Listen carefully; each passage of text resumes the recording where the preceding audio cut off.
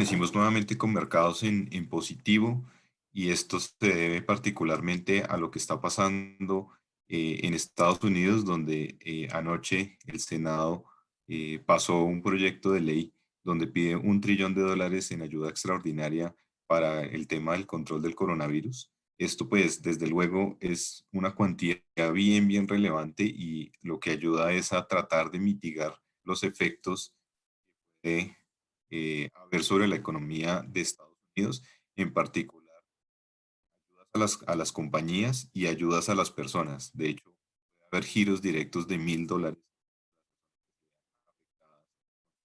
con el coronavirus, lo que digo, debería mitigar.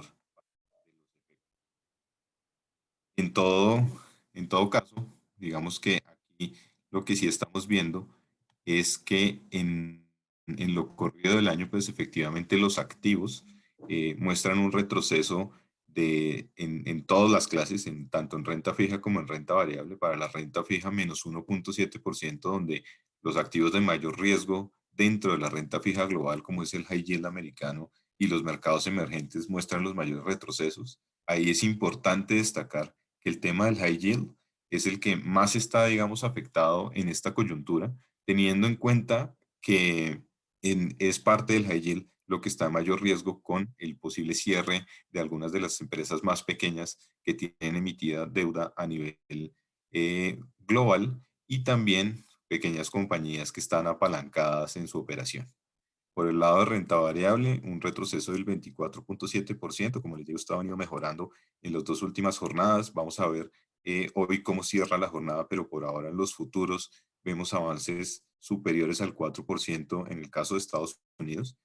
Precisamente Estados Unidos registra un retroceso de casi el 22% y en todas las regiones, sobre todo en mercados emergentes, ahí ustedes lo ven, aparte de lo que es Europa, donde hoy está el foco de la infección, digamos, del tema de coronavirus, hay retrocesos del 25,7%, donde se destaca la TAM con una caída cercana al 40%. En cuanto a indicadores o el índice de commodities, también un retroceso, esto obviamente marcado por lo que ha sido la evolución de los precios del petróleo y otros commodities de producción, como es el caso del cobre, con un retroceso de casi el 17%.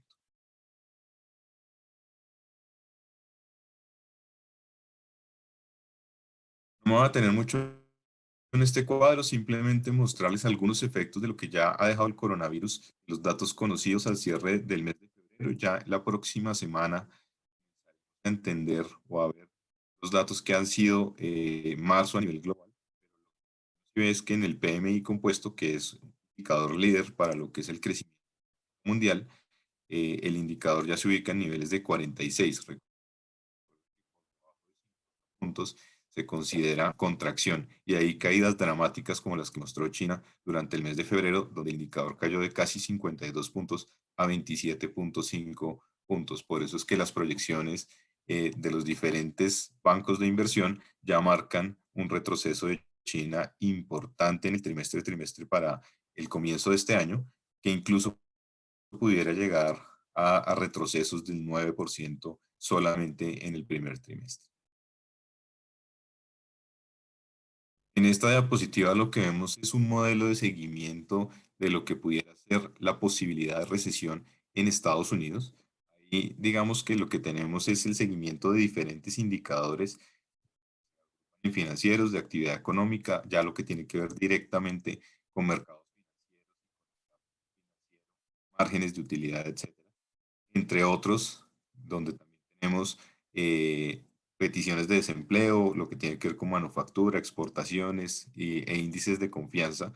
Y ahí lo que vemos es que la probabilidad hoy es de recesión en Estados Unidos llega hasta un 52%, y eso es recesión en los próximos 12 meses. En un escenario más ácido, esta probabilidad se sube hasta el 70% y fíjense que esa probabilidad del 70% es incluso superior a la que teníamos previa a la crisis del 2008-2009, donde estaba en niveles del 62%. Desde luego en la crisis pues fue 100%, y otros episodios que tuvimos fue el ciclo, el final del ciclo, el superciclo de commodities y la caída del precio del petróleo, por allá en el año 2015-2016, cuando la probabilidad llegó al 42%, y el tema guerra comercial, donde la probabilidad subió hasta un 49%. Entonces, pues, si bien, digamos, no estamos al borde de una recesión profunda o duradera, sí se marca como un riesgo, efectivamente, de que si el avance del coronavirus continúa y ocasiona cierres importantes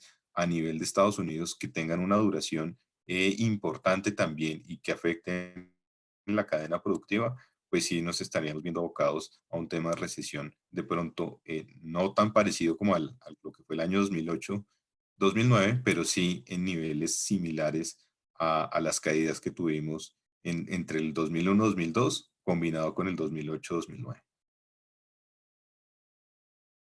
Este indicador que mide la volatilidad y aversión al riesgo de los mercados, simplemente para mostrarles el escenario en el que estamos ahora de ansiedad. Eh, Habíamos tenido el nivel máximo observado en la historia de este indicador, esto medido desde 1990 hasta hoy. Habíamos tenido el máximo nivel el 21 de noviembre del año 2008 y eso fue justo 2 días antes de que el gobierno de Estados Unidos cerrara el acuerdo para salvar el Citibank.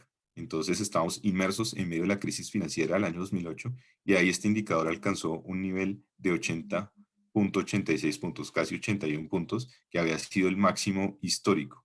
Otros momentos donde también teníamos niveles de ansiedad importantes y niveles que también para la economía eran bien relevantes en términos de generación de posibles crisis, se habían dado el 8 de agosto del año 2011, justo 3 días después de que Standard Poor's le bajó la calificación crediticia a Estados Unidos de niveles de AAA a niveles de AA más.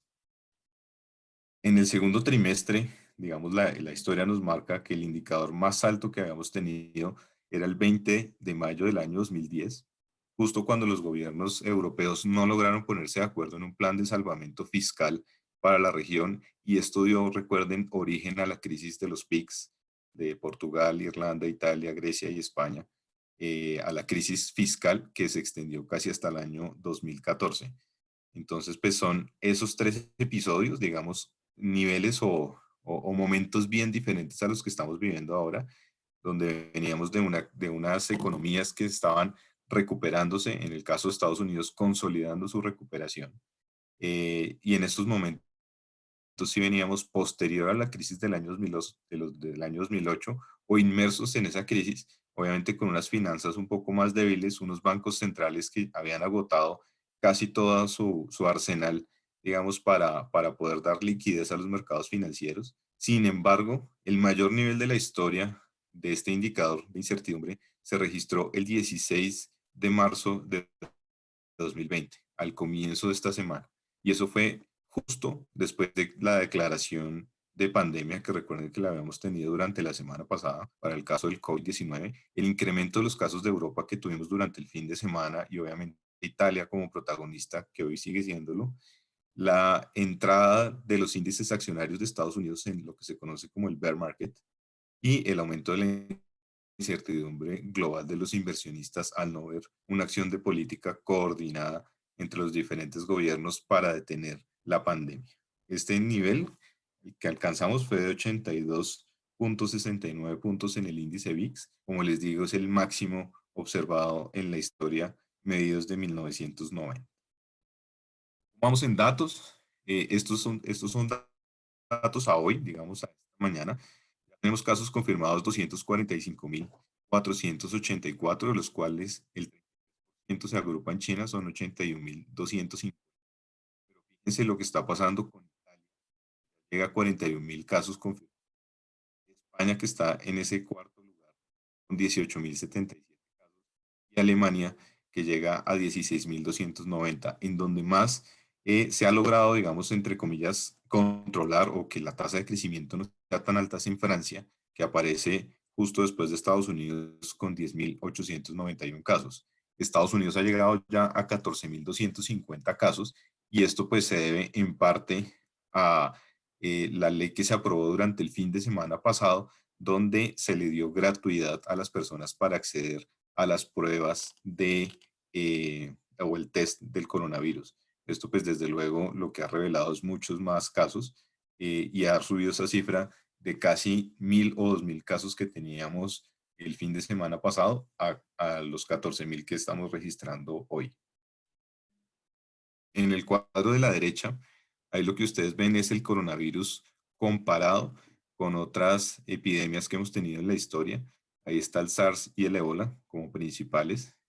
Como les digo, en tasas de mortalidad todavía estamos por debajo. 4.1 la tasa de mortalidad a hoy para el caso del coronavirus. 9.6 fue la del SARS y la del ébola fue de 39.5. Sin embargo, el número de infectados en este caso es mucho mayor. Fíjense, en el SARS y en el ébola, en el SARS 8.000, casi 8.100 infectados y en el ébola casi 29.000. Como les digo, ya vamos en 249.000. Tasas de recuperación, que esto es importante y casi no se menciona este hecho.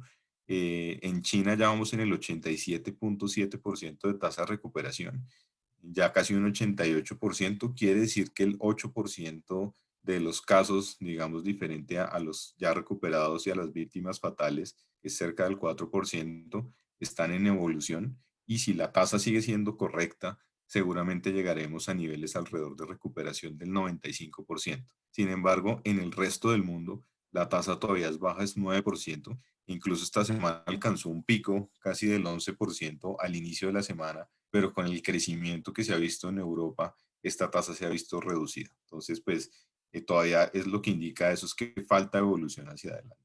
Ya son 162 los países confirmados. Aquí en términos de evolución, no va a tener más en la gráfica de la derecha, donde se marca el número de casos de infectados en China, cómo evolucionó en el tiempo y cómo está evolucionando en el resto del mundo. Al final, digamos que si bien las formas se parecen, lo que sí es claro y clave acá es que hay un rezago de 33 días en lo que está pasando en el mundo versus lo que quiere decir que todavía estamos abocados a ver casos crecientes, que todavía la evolución es no controlada y en ese sentido que todavía además estamos conociendo regiones hasta donde ahora está llegando el coronavirus, como es el caso de América Latina, que si bien se están tomando medidas más agresivas de lo que se hizo en Europa y en Estados Unidos en un primer momento, pues todavía falta ver cómo será la evolución hacia adelante. Entonces, por ahora, ese rezago de 33 días quiere decir que nosotros hasta ahora estamos viendo como esa inflexión y todavía lo que asegura para los activos financieros es que pueda haber más volatilidad. Este es el otro tema que preocupa y es el tema de los precios del petróleo. Digamos, voy a dejarle luego la palabra a Daniel para que nos cuente con mucho más detalle esto cómo nos afecta, porque es un tema más, digamos, a Colombia, la del coronavirus, que va a tener efectos macroeconómicos por los cierres que haya semana, además de la coyuntura del petróleo. Pero al final, lo que sí se ve es que en el tema del petróleo a nivel global, lo que sabemos es que ni Rusia ni Arabia Saudita tienen, entre comillas, afán de solucionar este problema de cuotas de producción, teniendo en cuenta que todavía tienen caja durante cerca de 5 meses más, digamos, para no ceder en su posición. Eso, pues, digamos, aplazaría la negociación que ellos tienen por ese tiempo al menos, pero pues digamos que eso pues desde luego lo que deja es un mundo con excesos de producción de petróleo por un lado y falta de demanda por el tema del coronavirus y con los cierres que ya se han visto y que están programados, por ejemplo, en el caso de California que se anunció hoy. Esta es la simulación que nosotros tenemos los escenarios, un escenario base, digamos una recesión en Estados Unidos, un escenario ácido, digamos, donde vamos un poco más al extremo y efectivamente se considera algo de recesión en Estados Unidos. En el caso base, digamos, ahí lo que vamos a tener es un efecto sobre todo concentrado en el primer semestre del año y en el semestre a nivel global. Ahí los casos obviamente más llamativos son el de China, que crecería solamente en variación anualizada o año a año, perdón, 1.4%, pero iría recuperando paulatinamente en lo corrido del año cifras de crecimiento más alrededor del 6% para crecer al final en el año completo 4%. En el caso de Europa, sí estaría abocado a una recesión. Fíjense que en el escenario base se ve una caída fuerte en el segundo trimestre y esto corresponde pues en buena parte a lo que está pasando, como les digo, en Italia, en España, Francia y Alemania, que seguramente sí se verán abocados a cerrar su actividad económica, por lo menos de manera parcial, y ese parcial es casi un 50% durante al menos 2 a 3 semanas. Entonces, pues eso tiene sus efectos bien importantes. En el escenario más ácido, fíjense que ahí sí consideramos la recesión en Estados Unidos. Recuerden que teníamos esa probabilidad del 70% si es que las cosas se ponían difíciles, y ahí el efecto se concentraría con mucha más fuerza en el segundo trimestre, creciendo Estados Unidos -4% en ese trimestre particularmente, se extendería hasta el tercer trimestre y el cuarto trimestre incluso, fíjense, que a pesar que en el trimestre puede crecer algo mejor, sí en el crecimiento anualizado tenemos al final un- una suma que nos da negativo 1.7%. Eso pues digamos es un escenario, como les digo, ácido, uno de los que digamos se considera como más difícil y es donde la recuperación no se da en V, como se está viendo, que hay una caída fuerte durante el primer semestre, pero en el segundo semestre también hay unos crecimientos mucho más acelerados, sino una recuperación en U, donde tenemos una duración, digamos, un poco más fuerte de los efectos que nos dejaría el coronavirus en la economía. Sin embargo, pues hay buenas noticias. Aquí son algunos indicadores adelantados de China que muestran alguna evolución favorable. Arriba a la izquierda vemos el índice de congestión vehicular. Entonces, días, ahí el momento cero es justo la celebración del año nuevo lunar y el eje mide días adelante lo que ha pasado. La línea negra es el promedio 2016-2019 y la línea amarilla es cómo se ha comportado este año. Pues ahí finalmente, digamos que sí tuvimos una disminución llamativa en la actividad hasta 28 días adelante y a partir de esos 28 días la pendiente vuelve a cambiar y ya se está empezando a cerrar la brecha con ese promedio. Similar lo que sucede en la gráfica de arriba a la derecha, donde es el consumo de carbón de los productores de electricidad. Ahí están miles de toneladas. Y ahí lo que uno ve es que cerca de 20 a 25 días adelante hay como una quietud en esa demanda posterior a la celebración del Año Nuevo Lunar y a partir del día 25 y con más notoriedad 35 días después, esa brecha se empieza a cerrar. Hoy, viendo estas cifras, lo que se puede inferir ahí es que China hoy estaría a un 70% de su actividad, entre 70 y 80%.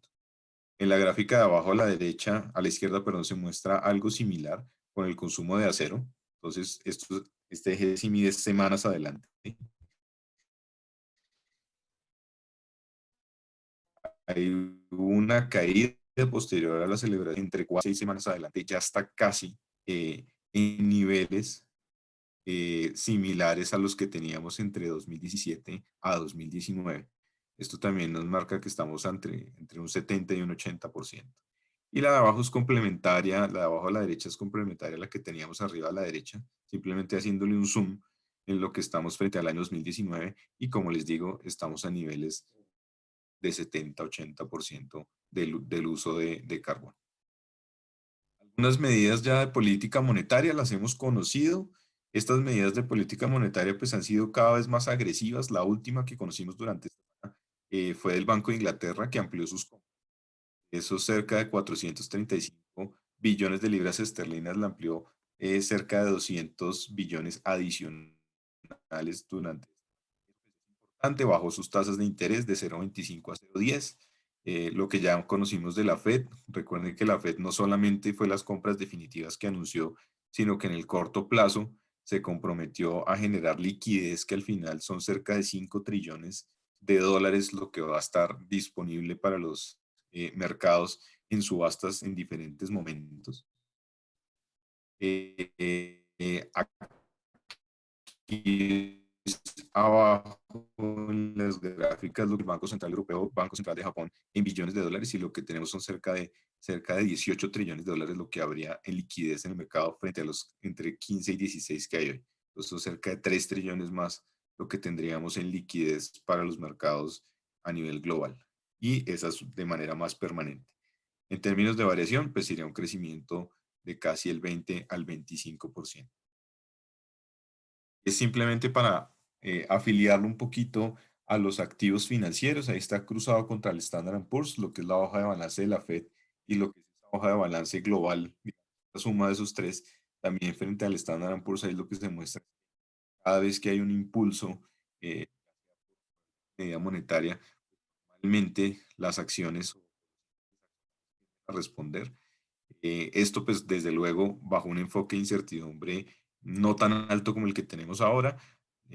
Si bien ya se han entregado estas medidas, digamos, por el lado monetario, más unas por el lado fiscal, pues el mercado no ha reaccionado tan positivamente, y esto se debe a que la incertidumbre continúa por no saber o por no tener certeza de cómo es que va a evolucionar el tema del número de infectados o el caso de infectados hacia adelante. Ya es en términos fiscales, para no hacerles larga la historia, los países desarrollados han entregado un total, o tienen por entregar un total de 3.1 trillones de dólares. Eso es bien relevante. Es similar, y creo que un poco más, a lo que se entregó durante la crisis del año 2008. En los países emergentes hasta ahora han contado 70 billones de dólares. Obviamente son también diferentes, tamaños diferentes de país, y obviamente capacidades diferentes de responder ante este tipo de situaciones. Por ahora el más importante, Estados Unidos. Ayer el Senado, pues ya como les contaba al inicio, pasó pasó la propuesta de ley. Hoy se van a reunir ambos partidos, de $1 trillón adicionales en ayudas, que eso pues digamos sería bien relevante en el corto. Ya es en términos de activos, cómo han evolucionado las acciones a nivel global en diferentes momentos o con diferentes pandemias. Aquí lo que se ve en la gráfica de arriba a la izquierda es que en promedio, que es esa línea o esa columna naranja, en promedio de 12 meses adelante los índices accionarios han reaccionado positivamente a disrupciones. La única que tal vez no funciona es el ébola, que se acerca más a cero, pero digamos nunca llega a ser positiva. Pero ahí también teníamos cruzado en el año 2014 otra coyuntura importante, que fue el final del superciclo de commodities. También, para ser justos, la del H1N1, que llega hasta niveles de crecimiento de 40%, pues también, digamos, está en medio de lo que fue la recuperación posterior a la crisis del año 2008. En términos de valoración de activos, Estados Unidos, que al comienzo del año se veía muy caro con su ratio llegando casi a 21, hoy está en niveles de 16, ha bajado bastante, y obviamente pues eso ha ido el precio. Con Europa, Japón y otros desarrollados casi cerca de sus mínimos, y en los mercados emergentes de la mitad hacia abajo. Pues estas correcciones pues al final lo que han dejado es, y lo venimos repitiendo, oportunidades, pero esas oportunidades hay que irlas aprovechando con cautela. ¿Qué quiere decir esto? Que todavía los niveles de incertidumbre son altos, y como les he narrado desde el principio, pues mientras no se resuelva el caso de Europa, que tal vez es el más preocupante, pues esto no será fácil, digamos, de ver una recuperación fácil o rápida de los activos. Una vez tengamos algo de control en esa tasa de crecimiento de los casos en Europa, seguramente veremos comportamientos mucho más favorables. Cierro con esta diapositiva, y aquí mostramos un poquito los mercados de renta fija. ¿Qué ha pasado con los spreads? Fíjense que ahí llama la atención en la tercera línea el spread del high yield de Estados Unidos, 840. Y si ustedes miran la última columna donde están esas barras azules, lo que nos muestra es que estamos también en los percentiles. Esto habla mucho con lo que vimos al comienzo del índice de volatilidad. Hay un nivel de incertidumbre alto, y fíjense que nos estamos ubicando en niveles de incluso superiores a la crisis, que desde luego pues llama mucho la atención, y eso refleja al final todo lo que está pensando el mercado en términos de lo que pudiera ser lo que está pasando hoy con una enfermedad o con una pandemia, eso cómo pudiera al final afectar los activos. Todo lo que han hecho los bancos centrales y ahora los gobiernos es tratar de separar todo esto que está pasando en coyuntura de salud pública de los mercados financieros. Entonces, toda esta liquidez se justifica al final para tratar de que se desligue de alguna forma efectiva digamos, esta coyuntura de salud pública de lo que tiene que ver con los mercados financieros. Por ahora, los niveles de incertidumbre, como les digo, permanecen altos y esto ha impedido que se den correcciones más fuertes en los mercados financieros, digamos correcciones, me refiero con alzas en los precios de los activos, pero repito, hay oportunidades, lo que hay que tener es un poquito de calma y de paciencia porque las acciones sí se están tomando, perdón, sí se están tomando. Te dejo la palabra a Daniel para que nos cuente un poquito de Colombia.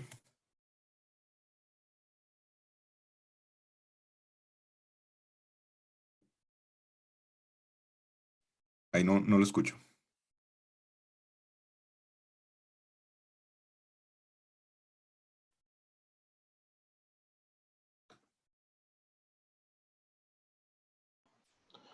Buenos días. Espero que me escuchen. Si ustedes, si Sí, me escuchan, ok, perfecto. sí, está perfecto. Em, Estoy tratando de compartir la pantalla, entonces por favor, Juanca, cuando la vea, me cuenta. Listo, le aviso. Ya. Listo. Muchas gracias y buenos días a todos. Gracias por semejante respuesta. Además, para que sepan todos, tenemos 196 participantes en este momento. De hecho, más de 200 ya. Em, y bueno, la verdad es que yo solo tengo básicamente una lámina relevante que presentar, que es la que está ahí. Les confieso que, digamos, en el área de research y en el área de estrategia, en el área de Juan Camilo, pues la verdad ha costado mucho trabajo hacer nuevas proyecciones. No digo que es trabajoso, es casi imposible.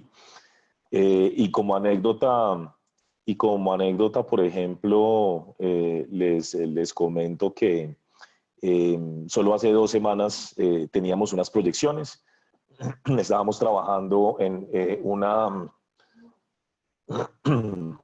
perdón, estábamos trabajando en unas nuevas proyecciones de Colombia, Chile, Perú.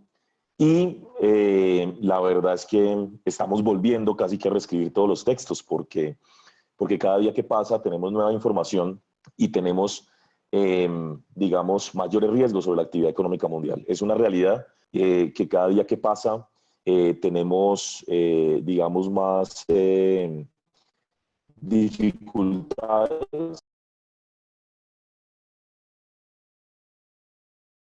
Ya, creo que lo estamos teniendo de vuelta. Eh, Ya, ahí lo escucho. ¿Ya me tienen? Sí, lo escucho. Bien. Ahora, nada de nervios.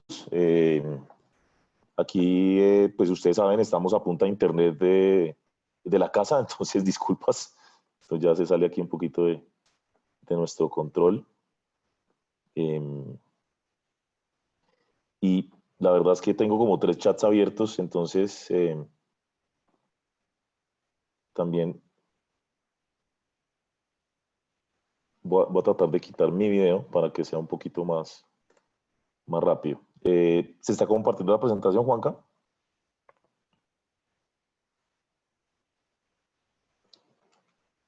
¿Aló? ¿Me escuchan? Sí, sí. Ah, perfecto, perfecto. Bueno, listo. Entonces, continúo. Les estaba comentando antes de que se cayera el internet y retomo nuevamente porque no sé dónde me quedé, pero les quiero de nuevo reafirmar que esto Eh,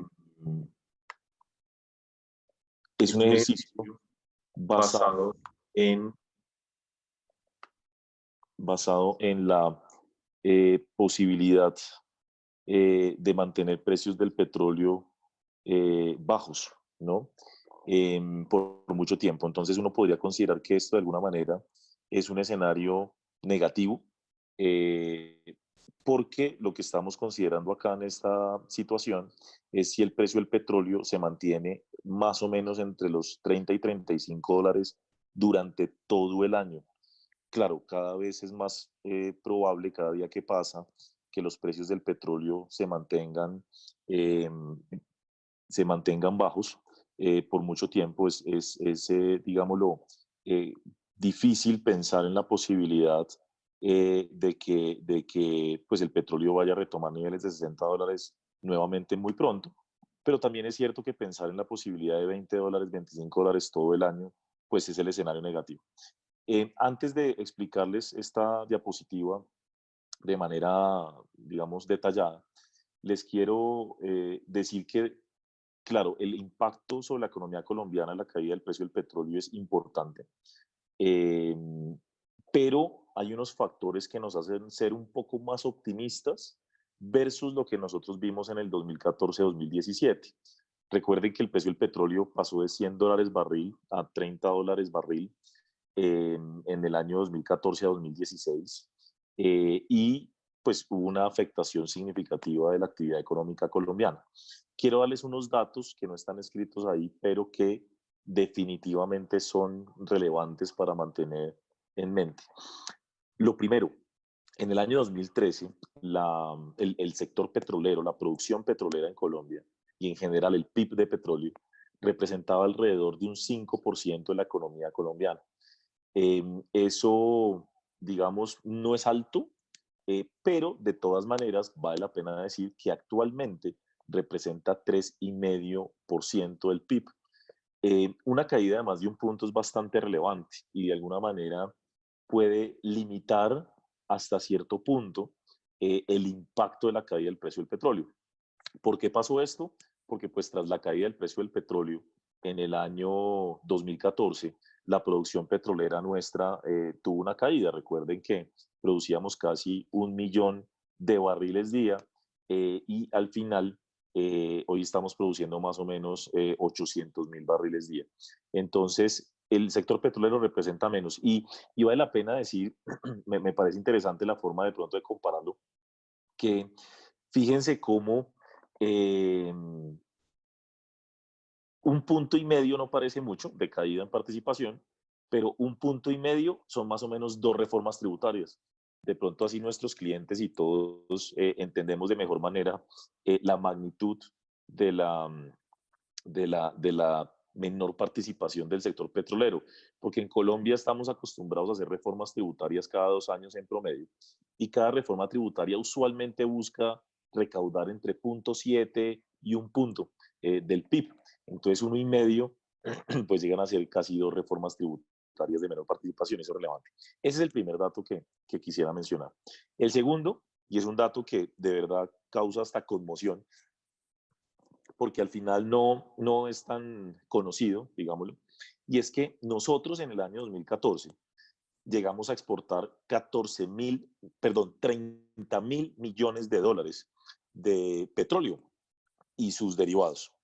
Eh, ese valor pues es significativamente alto.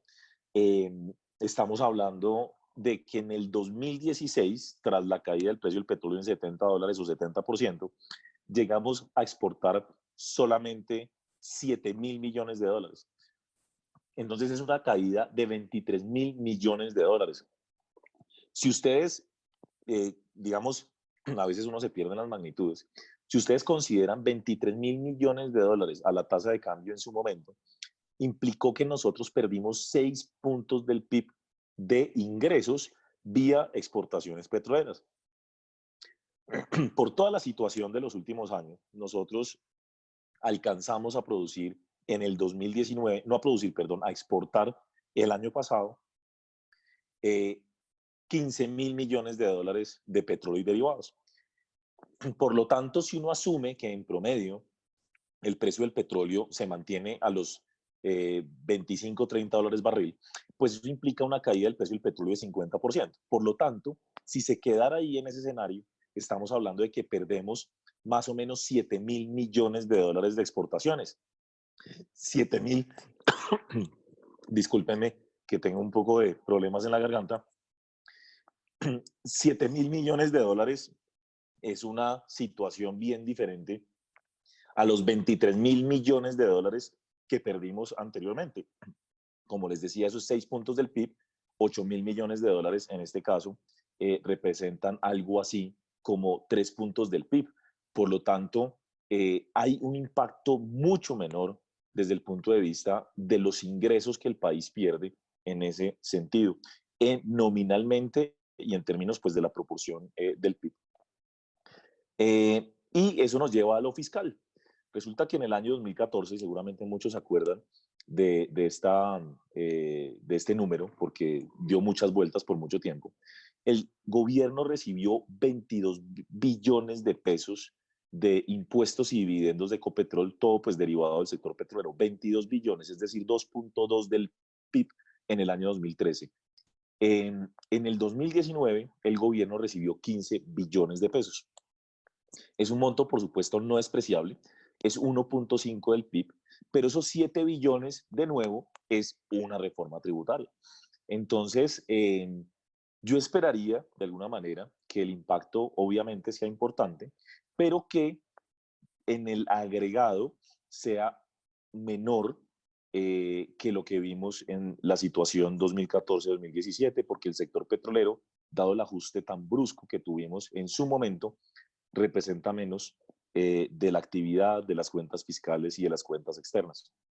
Dicho lo anterior, digamos aquí, bueno, antes de decirles el otro dato que no es el menos bueno, pero antes de decirle hay algo muy importante que vale la pena señalar, y es que Ecopetrol en el año 2013 necesitaba de un precio del petróleo cercano a $60 por barril para ser rentable, de hecho para generar flujo de caja positivo. Hoy por hoy Ecopetrol requiere un precio de barril de $30. Las eficiencias que ha logrado Ecopetrol en los últimos años han sido impresionantes y de hecho no me voy a meter mucho en la compañía, pero sí les comento que inclusive grandes analistas como JP Morgan, como Goldman Sachs, dicen que probablemente Ecopetrol es la compañía más resiliente y mejor preparada eh, en este momento para afrontar la situación actual. Eh, y digamos que esto es positivo en esa línea de ideas, porque, como les digo, en su momento, pues Ecopetrol empezó a dar pérdidas de manera casi que inmediata tras la caída del precio del petróleo. En el caso de actual, eh, puede dar pérdidas porque el petróleo está por debajo de 30, pero ya no necesitamos alcanzar los $60 barril para empezar a ver un flujo positivo en la compañía. Entonces, tal vez es el otro de los datos relevantes para considerar dónde estamos hoy parados en términos de la importancia del petróleo en Colombia y por otro lado, pues de la capacidad que puede tener nuestra estatal petrolera para mantener la dinámica.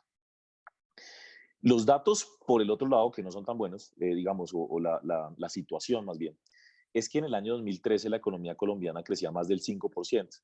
Hoy estamos hablando de una economía que crece alrededor del 3,5% aproximadamente, pues antes de esta situación. Por lo tanto, el colchón es menor. Y en ese orden de ideas, pues el choque nos puede llevar a un crecimiento un poco pues, menor de lo que vimos hace unos años en el nivel más bajito, que fue el año 2017. Entonces, ahora sí voy a la lámina. Quería hacer esas acotaciones porque me parece importante que tengamos en mente, yo los llamo estos datos de cóctel, de que el Colombia no es comparable y en realidad ninguna crisis, ninguna situación es comparable con ninguna de la historia. Uno puede hacer algunas similitudes, pero nada es comparable. Y hoy por hoy, de hecho, nada es comparable con un sector petrolero que pesa menos, representa un poco menos sobre la economía colombiana. Entonces, aquí está la lámina, nuevamente, asume que nosotros tenemos más o menos un petróleo que se queda a niveles de $35 barril promedio. Esto es muy importante. El impacto sobre la economía colombiana y en general sobre las economías en el mundo se da por en dónde se queda el precio promedio del barril de petróleo. Eh, y hoy por hoy, pues todavía tenemos un precio promedio relativamente alto porque veníamos del principio de año de $70 barril. Y la pregunta es, pues, ¿dónde vamos a terminar? Aquí este ejercicio, entonces, insisto, es asumir que nos quedamos por los lados de 35. Los modelos, esto es muy importante, se basan en el choque del precio del petróleo frente a los supuestos iniciales. Entonces, es lo que está en el primer párrafo. Nosotros, así como de hecho el gobierno colombiano, estaban asumiendo o estábamos asumiendo un precio promedio de petróleo entre $55 y $60 barril Brent, que es la referencia para Colombia. Eh, cuando, eh, digamos, asumimos los $20, es que estamos asumiendo $35 y ese escenario puede ser relativamente ácido porque pues todavía nos quedan como 9 meses del año. ¿Qué pasa en esas condiciones? Eh, la economía colombiana crecería algo así como entre un 2,1 y 2,5%. Digamos que si ustedes me preguntan solo viendo efecto precio petróleo, podríamos estar hablando de un crecimiento alrededor del 2,2. ¿Por qué? Porque nosotros teníamos 3,2% como crecimiento proyectado, que no lo hemos cambiado oficialmente. Aquí les hago una cuña, nosotros vamos a publicar el reporte de actualización de proyecciones en 2 semanas, es la idea. Como les decía, lo íbamos a publicar, de hecho, la próxima semana, pues nos tocó correrlo por toda la situación y todo lo que ha venido pasando. Y estamos afinando los números. Entonces, el 3,2 sigue apareciendo como el pronóstico oficial y esta es la sensibilidad, más o menos lo que implicaría el precio del petróleo a 30, $35 barril, es un crecimiento de un punto menos frente a lo que estimábamos inicialmente. ¿Por qué sucede esto? Esto sucede básicamente por la menor inversión petrolera, porque empezamos a ver seguramente la paralización de algunos proyectos que sí necesitan precios de petróleo un poco más altos. Vamos a ver menores flujos de inversión extranjera directa llegando a nuestro país. Y por el otro lado, digamos que el mayor valor del dólar definitivamente tiene un impacto eh, importante, sobre todo en la inversión. ¿Sí? Digamos que esa situación es relevante porque la mayor parte de lo que los empresarios en Colombia, en lo que invierten, que es maquinaria y equipo, pues es importada. Entonces, el mayor valor del dólar va sin ninguna duda a afectar la inversión. Entonces, el choque acumulado este año por solo caída de precio de petróleo implica un menor crecimiento de un punto. Ahora, el 2021, el efecto es mayor. El efecto es mayor porque hay un dato que menciona usualmente la Asociación Colombiana de Petróleo, y es que básicamente un 70% de lo que vendemos en petróleo en el país termina en manos del gobierno, lo que llamamos government take, vía impuestos, vía dividendos, vía regalías. Por lo tanto, la caída del precio del petróleo afecta principalmente al gobierno colombiano, a los ingresos del gobierno colombiano. Este año el gobierno va a recibir sí o sí el monto que estaba pronosticando de ingresos petroleros. ¿Por qué? Porque los dividendos de Ecopetrol y los dividendos, perdón, los impuestos de las compañías petroleras corresponden a las utilidades del año 2019. Entonces, este año el gobierno va a tener los ingresos como programado. Sin embargo, en el año 2020, pues por supuesto, vamos a tener el efecto del menor precio del petróleo, porque las compañías petroleras en el 2021, perdón, no van a pagar pues el monto de dividendos en el caso de Ecopetrol este año, ni los impuestos, porque digamos de la magnitud del 2020, porque las utilidades van a ser mucho más bajas o incluso pues dependiendo de dónde se quede el precio del petróleo va a haber pérdidas. Por lo tanto, el impuesto a la renta el próximo año en ese sentido sería muy bajito, incluso nulo. y ahí es donde el golpe se da fiscalmente y por lo tanto la inversión pública es el principal factor de menor crecimiento hacia adelante. Dado que estamos partiendo de un nivel bajo relativamente hablando de crecimiento económico, pues el impacto podría ser importante y tener una economía creciendo entre 0,5 y 1% en el 2021, que sería pues el dato más bajito desde la crisis financiera del 2009. Ahora, básicamente pues todos los países del mundo estamos convergiendo hacia esos números pues por la situación actual. Esto, insisto, es solo precios de petróleo. Ya voy a conversar más adelante un poquito de lo que podría pasar con el tema del COVID, que pues no está incluido, pues está incluido parcialmente, ¿no? Porque el COVID al final es lo que tiene el precio del petróleo a niveles de 25 o 30 dólares por barril. Entonces, las cuentas fiscales, como les decía, se ven afectadas en el 2021 en mayor parte, y ahí lo que estamos hablando es de que el gobierno podría tener un impacto incluso hasta de un punto del PIB, y esto es importante. Ahí aparece medio punto, pero eso es básicamente considerando precios de petróleo un poquito más altos, de una caída solo de 10 dólares. Aquí la verdad es que cuando uno mira 20 dólares por barril, el impacto podría llegar a ser de un punto del PIB. Y por tanto, en el 2021, pues el gobierno va a tener una situación más compleja. Ahora, todo el mundo nos pregunta y ese, digamos, lo relevante es entonces si el gobierno tiene que hacer una reforma tributaria nuevamente este año o en el 2021. Bueno, evidentemente este país es de reformas tributarias cada 2 años, por lo tanto nunca hemos tenido el pronóstico de que se van a dejar de hacer reformas tributarias. Creemos que se van a seguir haciendo reformas tributarias en nuestro país y por supuesto situaciones como la actual van a empujar al gobierno a tener que hacer algo por el lado de los ingresos. Dicho eso, esto es muy importante, no necesariamente la regla fiscal y en general las leyes fiscales de un país obligan a aumentar ingresos rápidamente. Ante choques sin precedentes como el actual, choques totalmente inesperados y profundos, pues el gobierno también tiene la potestad, según la regla fiscal, de mantener un déficit fiscal por un tiempo un poco más alto. Entonces, yo creo que en Colombia tiene que haber una reforma tributaria nuevamente, eso lo sabemos todos los economistas y en general yo creo que todo el país. Pero por otro lado hay que reconocer que el próximo año va a ser complicado para el gobierno porque vamos a tener elecciones ya en el 2022.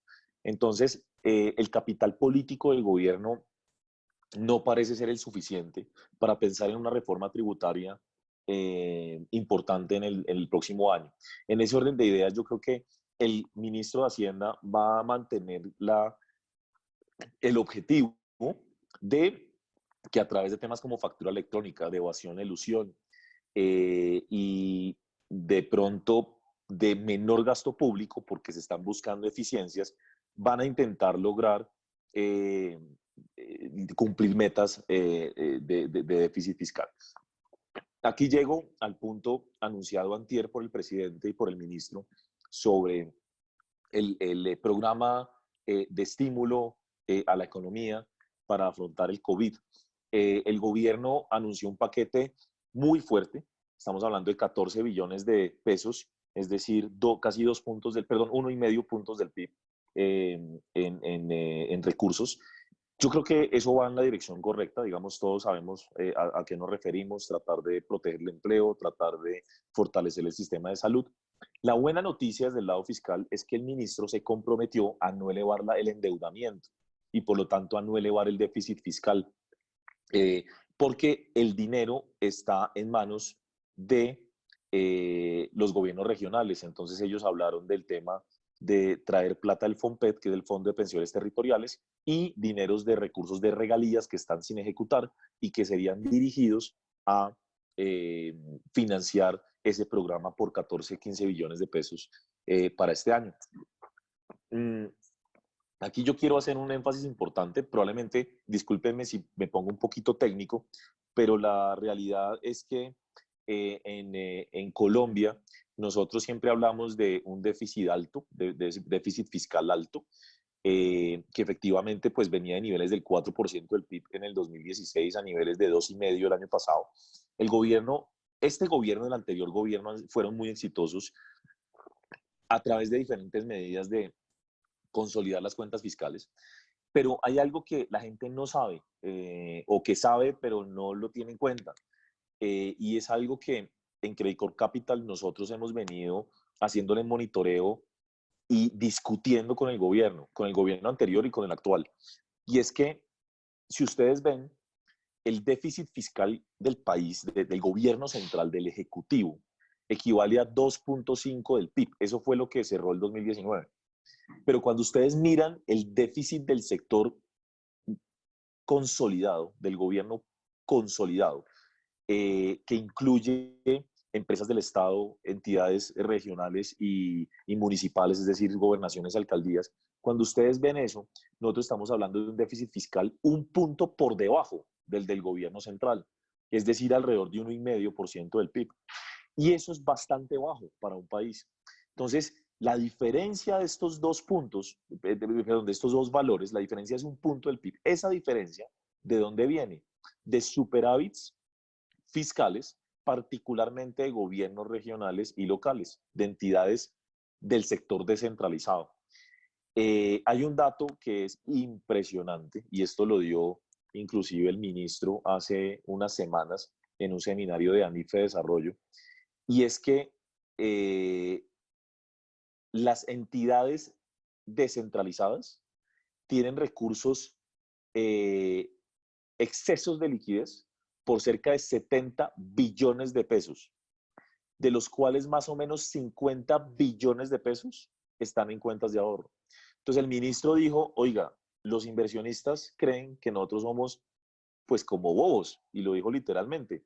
No puede ser que yo como gobierno central tenga que salir a endeudarme para pasarle plata a los gobiernos regionales y locales, porque la Constitución así lo indica y lo obliga, para que estas entidades cojan esa plata y la pongan en cuentas de ahorros. Es lo más ineficiente que estamos haciendo en este país. Este no es un problema de ahora, es un problema de siempre, desde la Constitución del 91. Entonces, el ministro está muy enfocado, y el gobierno en general, en ver cómo se utilizan de manera eficiente los recursos que están hoy por hoy parqueados literalmente, eh, con ineficiencias a nivel de los gobiernos regionales y locales. Entonces, eso es lo que está mirando hoy el gobierno nacional, como una de las tantas posibilidades y medidas para no tener que seguir haciendo reformas tributarias. Entonces, el ministro dijo, y yo estoy de acuerdo con él, la verdad, pues por lo menos parcialmente, el ministro dijo hace una semana, antes de revelar el plan de choque, que plata es lo que hay. Lo que pasa es que el gobierno central no puede echar mano de ella rápido, porque por ley no se puede. Esa plata corresponde a alcaldías y gobernaciones y a otras entidades gubernamentales, pero pues es una plata que no está haciendo absolutamente nada y está parqueada en cuentas de ahorro y en algunos fondos de inversión. Entonces, el ministro, insisto, dijo, plata hay, pero no la podemos usar, y estamos buscando las herramientas y las vías legales para poder hacerlo. Entonces, yo creo que ese es un punto importante de tener en cuenta, que las presiones fiscales siempre están sobre el Ejecutivo, pero que tenemos unas entidades gubernamentales a nivel regional y local súper ineficientes, que tienen unos recursos disponibles y que no se están pudiendo usar, y en algún momento es posible que se pueda hacer. Entonces, eso hay que mantenerlo ahí. Ahora, que va a haber un deterioro en las cuentas fiscales, por supuesto, es innegable. El próximo año podríamos tener entonces, según los datos que les comento, de un déficit fiscal, eventualmente llegando otra vez a un 3,5 o algo por el lado del PIB. No sería tan grave, pero pues digamos que todos sabemos que en Colombia esto es una situación siempre que se monitorea. Me han preguntado mucho, ayer publicamos una nota de qué opinamos de la calificación soberana de Colombia, y la verdad es que nosotros ya creemos que la calificación va a ser rebajada. Sin embargo, esto tiene un punto para considerar. Nosotros creemos que Fitch va a bajar la calificación. Fitch tiene una calificación sobre Colombia triple B, pero tiene el outlook negativo hace un año. Por lo tanto, siempre nos ha mantenido con esa tarjeta amarilla y esa alerta de baja de calificación pues durante un año. Y eh, la caída del precio del petróleo va a ser la principal justificación, en nuestra opinión, para que esa bajada de calificación se materialice. Lo importante acá de considerar y para que todos tengamos en cuenta, es que la bajada de calificación eventual de Fitch eh, tendría, simplemente lo que haría sería igualar la calificación a lo que tiene Standard Poor's ya hace cerca de 2 años. Entonces, en realidad, el impacto no debería ser tan material, es algo que el mercado ya viene esperando hace rato. Y por el lado de las otras calificadoras, Standard Poor's y Moody's, no esperamos mayores movimientos. Digamos que lo que es un riesgo, un factor de riesgo y una preocupación para absolutamente todos, es que sea Standard Poor's el que le dé por bajar la calificación, porque ellos tienen triple menos. Es decir, si Standard Poor's baja la calificación en algún momento, perdemos el grado de inversión. Yo en ese sentido me siento un poquito más optimista, porque Standard Poor's ha sido muy conservador en sus proyecciones desde hace mucho tiempo. Y en mi experiencia de hablar con calificadoras, de leer eh, sus comunicados, pasar a un país de grado de inversión a no grado de inversión usualmente se produce cuando hay graves problemas estructurales en la economía, pero en particular cuando se demuestra la incapacidad de los gobiernos de tomar las medidas necesarias para afrontar choques exógenos, como el actual. Entonces, en la medida en que nosotros confiamos, como ha sido la verdad durante 20 años la situación, confiamos en que gobierno, Congreso y autoridades en general van a hacer lo necesario para mantener la economía a flote, por un lado, pero también las cuentas fiscales en unos niveles manejables. Por lo tanto, si eso llega a suceder, yo esperaría que el grado de inversión se mantenga, que no esté en riesgo. Por su parte, pues Moody's sí podría llegar a bajar la calificación. Primero tendría que bajar el outlook, porque Moody's tiene un outlook estable hoy, y podría pasar este año, pero digamos que ellos son menos ácidos que lo que es Fitch. Entonces, conclusión, yo creo que Colombia lo que va a terminar siendo este año es un país oficialmente triple B menos, probablemente con Standard Poor's que ya está ahí y Fitch convergiendo a esa calificación, mientras que Moody's tiene un triple B con outlook estable y podríamos ver un outlook negativo. Recuerden que las calificaciones son relativas, es decir, si a Colombia le va mal, pero a sus comparables les va igual de mal, pues no necesariamente la calificación se mueve. Espero que me haga entender. Si yo tengo como comparación un país como Perú, por ejemplo, u otras economías eh, que están en la misma situación que nosotros, pues al final, si a todos nos va igual de mal o relativamente mal, pues vamos a tener en definitiva que no se mueven las calificaciones, porque al final la comparación nos deja en el mismo sitio. Probablemente eso no pase tan así, por eso espero que Fitch nos vaya la calificación, pero en el caso de un Standard Poor's puede que nos den mucho más tiempo, dado que estamos en ese límite del grado de inversión. Las cuentas externas, digamos, el ajuste de la cuenta corriente no me preocupa tanto. La verdad es que cuando las exportaciones caen fuertemente por precios de petróleo, desafortunadamente la demanda interna pues se comprime y ya lo vamos a ver una caída de las importaciones hacia adelante por precio del dólar y por la situación que estamos viviendo. Entonces, al final hay unos estabilizadores automáticos, como los llamamos nosotros, que cuando cae el precio del petróleo, caen las importaciones. Asimismo, caen las utilidades de las compañías petroleras que le giran a sus casas matrices en el exterior y eso es menos dólares que salen de nuestro país por ese concepto. Entonces, al final, yo no tengo una preocupación muy grande, para ser honesto, y esa ha sido siempre nuestra visión, de que la cuenta corriente sea un gran problema en el corto plazo, porque eso casi que corrige automáticamente. ¿Qué puede pasar con la inflación? Pues es evidente que vamos a tener presiones alcistas temporales. Lo que dice este modelo es que nosotros podríamos tener un impacto de 15, 20 puntos básicos en la tasa, en la tasa de inflación en los próximos meses. Yo creo que va a ser más, por supuesto, sobre todo por un dólar a más de 4.000 pesos. Pero por otro lado, la inflación no me preocupa. Yo lo digo abiertamente. Es posible que estamos afinando los números. Es posible que la inflación en los próximos meses supere el 4%, que al final del año esté por allá, incluso esté por encima al cierre del año del 4%.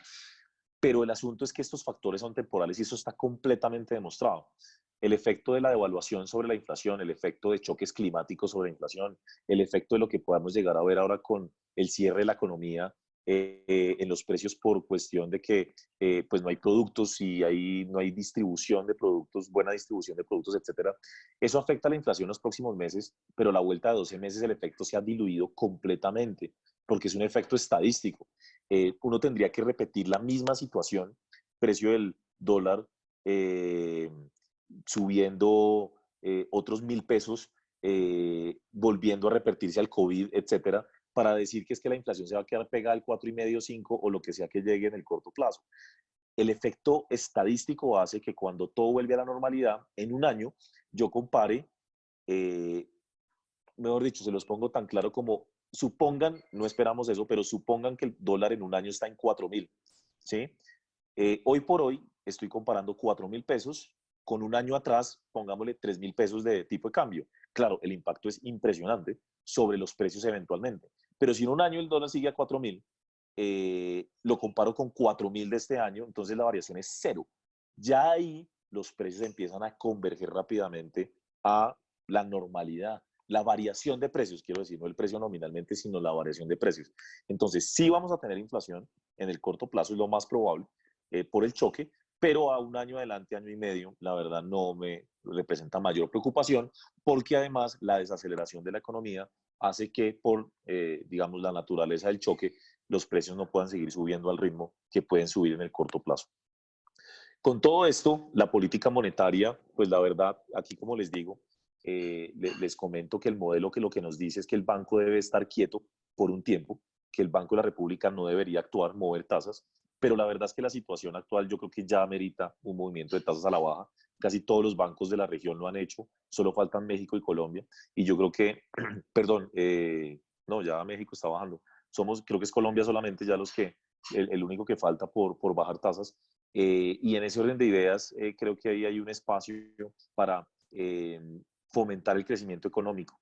Yo creo que el Banco de la República, en todo su derecho y en todo el dilema que tiene, pues no ha movido tasas porque le preocupa la inflación, porque el impacto de la inflación proveniente del dólar va a ser importante. Y teóricamente, esto no se nos puede olvidar, teóricamente bajar tasas puede devaluar más el peso colombiano, subir más el dólar. Y pues una subida del dólar no le conviene a la inflación, que al final es el mandato del Banco de la República. Entonces yo creo que por eso se han demorado en tomar decisiones, pero al final el impacto sobre la actividad va a ser tan importante en los próximos meses que creo que al final el Banco de la República va a terminar actuando y bajando tasas de interés. ¿Qué dice el modelo? El modelo dice, con respecto a dólar, que por cada $10 que cae el precio del petróleo, tenemos un impacto en la tasa de cambio cercano a 150 pesos. Si ustedes hacen la proporción de lo que ha pasado, pues básicamente se ha cumplido el modelo. Este modelo, pues lamentablemente no nos dice mucho hacia adelante, porque pues depende de dónde está el precio del petróleo, ¿no? Asumiendo que el precio del petróleo gradualmente empieza a recuperarse, debería la tasa de cambio empezar a corregir también a la baja, pero pues todo va a depender de la duración de este contexto. Entonces, como les decía, y para ir cerrando, todo esto tiene que ver con el impacto solamente del precio del petróleo sobre la actividad económica y las cuentas económicas en Colombia. Este es el escenario, entre comillas, negativo del precio del petróleo. Ahora, la situación actual debe amplificar la situación, digamos, el impacto. Básicamente porque vamos a tener unas semanas, no sabemos cuántas, la economía funcionando a media marcha o menos que media marcha, y esto es algo inédito en la historia del país. Entonces, es muy probable, estamos haciendo los números como les digo, que tengamos un PIB cayendo en el segundo trimestre de este año, lamentablemente, una contracción de la economía en el segundo trimestre de este año, básicamente porque pues no estamos funcionando, no estamos consumiendo, no estamos invirtiendo, no está llegando el turismo. Digamos, no hay que meterle mucho al análisis para saber que va a haber un choque muy fuerte. Pero por otro lado, el rebote podría llegar a ser importante en el segundo semestre. Juan Camilo mostraba, y todos compartimos esa visión, que después del verano, eh, digamos en el verano occidental, bueno, en el verano pues, de Estados Unidos y de Europa más bien, nosotros tengamos una reducción importante de las restricciones de movilidad y demás en la medida en que el virus va disminuyendo y el contagio, y por tanto en el segundo semestre deberíamos ver una actividad mucho más dinámica e incluso algunas actividades pueden tender a tener un rebote muy marcado, porque hay algunas actividades donde uno sí, digamos que debe desatrasarse en el nivel de consumo, en el nivel de actividad. No es la mayoría, pero en algunas ocurre. Entonces, uno podría esperar una recuperación en V, en el sentido de que vemos una caída en la actividad de aquí pues a abril, mayo, que es lo que todos esperamos estemos como con estas restricciones de movilidad, y después la economía empieza a recuperarse. Entonces, eso complica aún más el análisis, porque como les decía, esta lámina muestra el impacto solo de caída de precio del petróleo, y ahora la pregunta es si el choque actual va a ser más profundo en el corto plazo, pero vamos saliendo más rápido después. Entonces, cierro diciendo que probablemente la economía colombiana crezca menos del 2% este año. Estamos, digamos, yo tengo en mi mente actualmente un crecimiento entre 1 y 2% para el 2020, ya incluyendo el choque actual del COVID, pero eso podría permitir que el próximo año, el 2021, no sea tan negativo, ¿sí? Porque el rebote, el efecto rebote y estadístico podría ser que crezca más del 1% que tengo ahí en la lámina para el 2021. Entonces, pues al final, la verdad es que estamos en un momento inédito, histórico, nos tocó vivirlo a nosotros, va a depender de la duración del asunto, del problema, eh, y de hecho quiero decirles que incluso los más pesimistas en el contexto internacional ven un precio del petróleo que se mantiene bajito por esta época, pero que en el 2021 empiezan nuevamente a converger y de manera relativamente rápida otra vez a 50, $60 barril. Entonces, de nuevo, dependiendo de la duración, puede que la cosa no sea tan complicada y esperemos que pues, las medidas adoptadas por las autoridades y por el Banco Central sean efectivas. Colombia no es el único, aquí no me podría quedar hablando todo el día de lo que han hecho los otros países que cubrimos directamente. Ustedes saben que nosotros tenemos presencia en Perú y Chile. Yo estoy a cargo de la cobertura de esas economías directamente y la verdad es que la situación de esos dos países pues también va a ser compleja, más la de Chile, básicamente porque pues ya venía con un impacto proveniente de la crisis social. Entonces esta es como la tormenta perfecta para Chile. Habrá otros países muy, muy afectados, incluso en mayor magnitud, como posiblemente un Brasil. México, que además pues depende de Estados Unidos y Estados Unidos está empezando a cerrar su economía gradualmente. Ayer California le prohibió a la gente moverse de sus casas hoy. Son 40 millones de personas que van a estar encerradas sin consumir, sin moverse. O sea, ustedes saben que esto nos va a afectar absolutamente a todos y que dependemos de las medidas que se adopten. La buena noticia es que alrededor del mundo, autoridades, tanto gobiernos como bancos centrales, han actuado rapidísimo. Hay un cuadro, una nota que nosotros publicamos esta semana en la crisis 2008-2009, mientras los gobiernos entendían qué estaba pasando, las medidas se fueron adoptando en un lapso de 2, 3 años. Eh, Hoy por hoy las autoridades a nivel mundial están adoptando las mismas medidas, están cogiendo el mismo manual del 2008-2009, pero las implementaron todas en 2 semanas, de 2 años a 2 semanas. Entonces todo el mundo sabe del momento crítico por el que está pasando el mundo, las autoridades son conscientes de eso y por eso confiemos en que las autoridades en general, incluyendo las colombianas, van a poder actuar. De hecho, Colombia está actuando con medidas que ya se están dando en otras latitudes. No es que el gobierno esté sentado aquí también matándose la cabeza para innovar en medidas. No, no hace falta realmente. Hay que importar las buenas medidas y la verdad es que casi todos los países del mundo han tomado medidas que van en la línea de lo publicado y presentado por el gobierno hace 2 días. Cierro con eso. La verdad que me disculpo primero por la señal de mi computador. No les digo qué operador tengo porque si no de pronto me regañan, pero pues obviamente no funcionó. Segundo,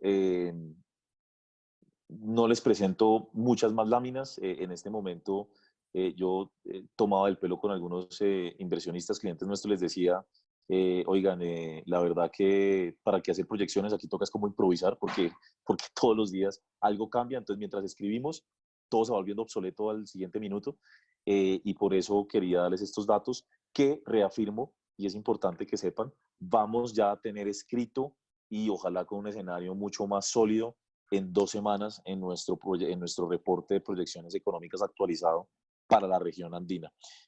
para que estén pendientes y obviamente se los haremos llegar.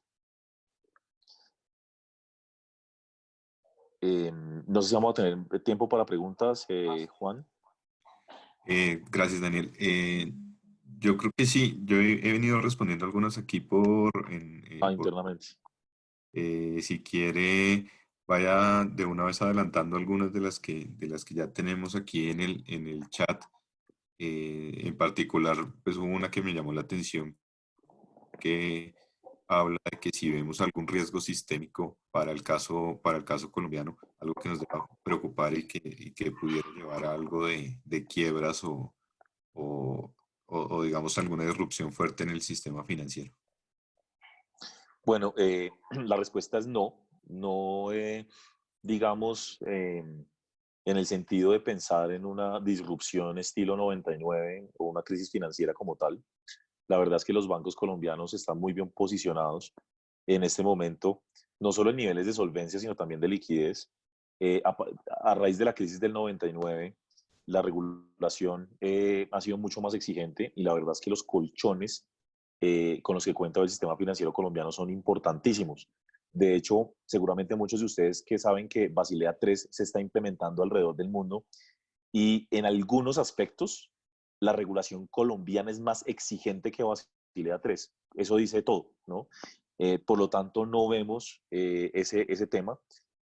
De hecho, ahí hacen la pregunta específicamente de si puede haber problemas de liquidez y la verdad es que hoy los bancos están volando en liquidez y eso es importante.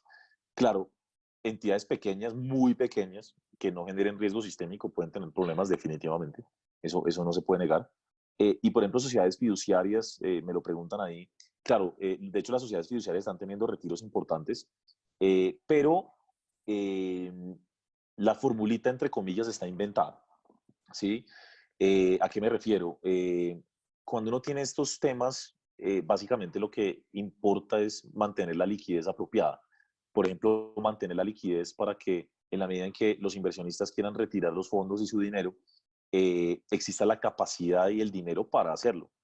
El Banco de la República ya empezó a implementar unas medidas desde la semana pasada para eso, donde sociedades fiduciarias, comisionistas de bolsa, bancos, fondos de pensiones, etcétera, pueden ir por liquidez hasta 30 días para hacer frente a retiros y se pone como garantía parte del portafolio.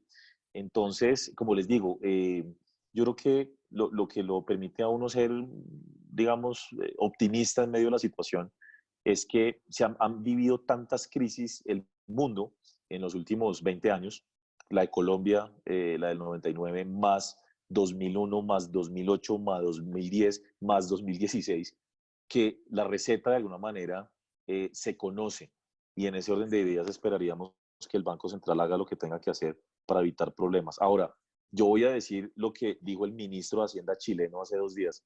Va a haber quiebras y eso es inevitable.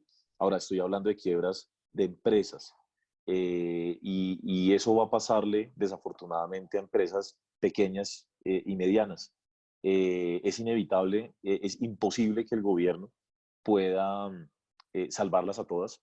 Las medidas fiscales que se están implementando en todo el mundo van en la dirección precisamente de proveer la liquidez y facilidades y crédito a las pequeñas empresas y medianas empresas, pero pues llegarle a todas va a ser imposible. Entonces, lo que van a tener que hacer las autoridades es pues limitar el efecto y eso se hace a través de líneas de crédito, de dar plata directamente, de abrir, digamos, cuentas, lo que están haciendo los bancos comerciales, de proveer, digamos, la posibilidad de posponer plazos para pagar créditos sin que se afecte la calidad del deudor, etcétera, etcétera. Entonces, aquí se está trabajando es en limitar el impacto, pero pues desafortunadamente no hay mucho que pensar y que analizar. Va a haber compañías y empresas cerrando, sobre todo en una economía tan informal como la nuestra, donde de hecho el crédito de por sí no fluye a todo el mundo. Entonces, esa parte informal va a sufrir en ese sentido.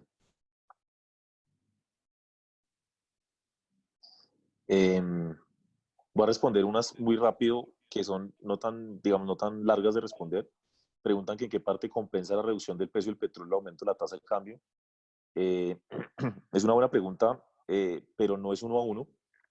De hecho, hay un análisis interesante que de hecho hace el mismo gobierno y es por cada dólar que cae el, eh, el precio del petróleo en promedio año, el gobierno pierde alrededor de 300.000 millones de pesos de ingresos fiscales.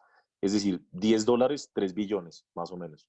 Pero por cada 10 pesos que sube la tasa de cambio, estamos hablando de 50.000 millones de pesos de mayores ingresos fiscales. Es decir, el neto viene siendo 250.000 millones.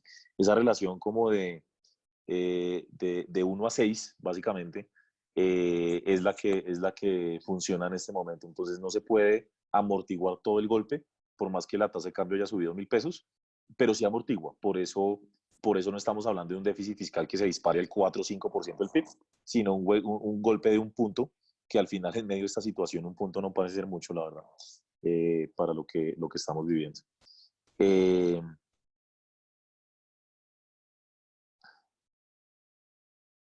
pues bueno, aquí preguntan que cuál es el sustento de la inyección de capital del gobierno colombiano y hasta cuándo será la capacidad de soportarlo para no caer en impagos. No sé si la pregunta se refiere básicamente al tema pues, del sector salud, y ahí simplemente les vuelvo a reiterar que creo que plata hay. La pregunta es cómo usarla y cómo sacarla, pero yo creo que los recursos están. Básicamente lo que sí preocupa un poco es la capacidad del sistema nuestro de salud, porque nosotros entramos a la OCDE, eh, y tenemos solo información de la OCDE. Estamos de penúltimos en número de, de camas en salas de urgencias por cada millón de habitantes. Obviamente ese club es injusto la comparación, ¿no? Porque la OCDE es de países desarrollados. Eh, como mal de muchos, consuelo de tontos, Chile está al lado nuestro. O sea, la verdad, la región no está preparada para estas cosas. Y yo creo que al final va a depender mucho, pues obviamente, de la cantidad de personas críticas en las salas de salud. Bueno, tenemos un médico en el, eh, aquí en la presentación como eh, cliente nuestro, y, y lo que nos dice es que, seguramente todos lo están leyendo en el chat, que lo peor puede venir en el próximo mes. Y eso es una realidad, porque además incluso Juan lo mostraba, como tenemos un rezago. Eh, Eso es una realidad. La pregunta es si todo el mundo va a ir a consultar a urgencias y cuántos va a haber críticos. Eh, yo tengo la tesis y yo creo que muchos sabemos que mucha gente puede tener la enfermedad o la puede haber tenido y no se dio cuenta, o la tuvo y fue tan leve que parecía una simple gripa, entonces no se va al hospital. Yo creo que también depende de cómo actúe la gente, ¿no? De qué tanto nos cuidemos. Ayer salía un artículo en El Tiempo diciendo que estimaban que más o menos 4 millones de personas en Colombia íbamos a tener, a estar contagiados, pero que solo 500.000, bueno, entre comillas, solo 500.000 serían críticos. Pues yo no sé, pero me imagino que 500.000 personas sí podemos responder a ellas, ¿no? Desde el punto de vista de salud. El punto es que si son las 4 millones haciendo fila en urgencias, pues colapsamos. Pero pues así no funciona la enfermedad, ¿no? O no por lo menos hasta donde nosotros entendemos. Eh, la pregunta que me hacen, y la voy a responder por puro respeto a todos nuestros clientes, es ¿para dónde va el dólar? Porque pues no sé qué decirles. O sea, intento responderla porque les digo, no quiero hacerme el de la vista gorda con la pregunta, pero no tengo la más remota idea, ¿no? Les pongo un ejemplo. Hay bancos de inversión en el mundo que cubren el precio del petróleo directamente y dicen, no, ya estamos en mínimos, esto va a empezar a rebotar gradualmente y deberíamos estar cerrando $45 a final de año. Y hay otros tan negativos como un Goldman Sachs diciendo que se va a ir a $10 barril antes de empezar a rebotar. Pues es que cualquiera de esos dos escenarios es completamente opuesto, ¿no? Un rebote del precio del petróleo ya de manera un poco más sostenida hacia adelante nos permitiría ir convergiendo a niveles de 3.500 pesos el tipo de cambio, pero si se va a $10 barril, no, pues olvidémonos y vamos a seguir viendo nuevos máximos históricos en el tipo de cambio hacia adelante. Si uno realmente asume lo que presentó Juan Camilo y creemos en nuestro feeling y en la capacidad de los gobiernos a nivel mundial de sostener esta situación, por dura que sea en el corto plazo, uno esperaría que los picos de dólar se vieran pues en los próximos 2 meses, y que a partir del segundo semestre empecemos a ver caídas importantes de los tipos de cambio a nivel mundial. Si yo hago un modelo simple con petróleo a 40, 45, $50, digamos, pensando en eso a 6 meses, 8 meses, pues el tipo de cambio debería converger hacia 3.500 pesos nuevamente, ¿no? Pero yo creo que en el corto plazo eh, vamos a seguir teniendo volatilidad. Eh, Estoy bajando acá las preguntas. Gracias por seguirnos acompañando. Hay unas que ya he respondido, digamos, implícitamente dentro de la pregunta, dentro de la presentación. Hay que hacer un comentario interesante de cómo nos hemos empobrecido en Colombia. Es una realidad por el tipo de cambio. Eh, la buena noticia es que somos pobres y entonces somos muy baratos, ¿no? Y eso usualmente juega como un factor de estabilizador automático sobre la economía y sobre los mercados. Porque yo, por favor, no me malinterpreten, hago el disclaimer grande. No estoy diciendo que este sea el momento para invertir en activos. Es decir, se están generando unas oportunidades importantes e históricas eventualmente en algunos activos, pero el timing probablemente no es el apropiado ya, ¿no? Uno puede ir mirando cosas, digamos, preparándose para las oportunidades. Lo que pasa es que la volatilidad va a estar. El asunto, siempre lo decimos, todo depende del perfil de riesgo de nuestros clientes, pero claro, el que piensa 20 años seguramente ya está comprando algo de acciones, yo qué sé, commodities. El que piensa 1 o 2 años, pues no está haciendo absolutamente nada y por el contrario está pensando en si materializa pérdidas. Todo depende del perfil de riesgo. Lo interesante es que, digamos, haciendo ese disclaimer y sin hablar de perfiles de clientes, imagínense ustedes hoy un extranjero. Recuerden que hoy por hoy los extranjeros son los que más mueven nuestros mercados, tanto el de acciones como el de renta fija, el de TES. Imagínense un extranjero hoy parado en Estados Unidos o pues en cualquier otro país, pensando en dólares, viendo un tipo de cambio a 4.000 y unas tasas a 10 años de nuestros títulos del 8% que no veíamos hace como 12 años, ¿no? Eso es muchos pensarán, un papayazo, ¿no? Lo que pasa es que ellos también están haciendo, en general los inversionistas están eh, recibiendo muchas demandas para sacar la liquidez, entonces pues no se van a devolver a invertir en nuestros países de inmediato, pero esas cosas son estabilizadores automáticos. Si el gobierno colombiano, el Banco de la República y todos manejamos esta situación bien y salimos de esto, pues golpeados, pero salimos bien parados, pues claramente Colombia es muy barato, muy, muy barato, y Colombia podría haber flujos llegando de manera importante cuando esto termine. La pregunta es cuándo. Pero Colombia en su nivel de abaratamiento de los últimos años por el tipo de cambio, pues nos volvemos muy atractivos. Bueno, esta pregunta es muy interesante porque me la han hecho y es si bajan la calificación en Colombia, ¿qué pasa con los flujos? Si se van, se tienen que ir. La verdad es no necesariamente.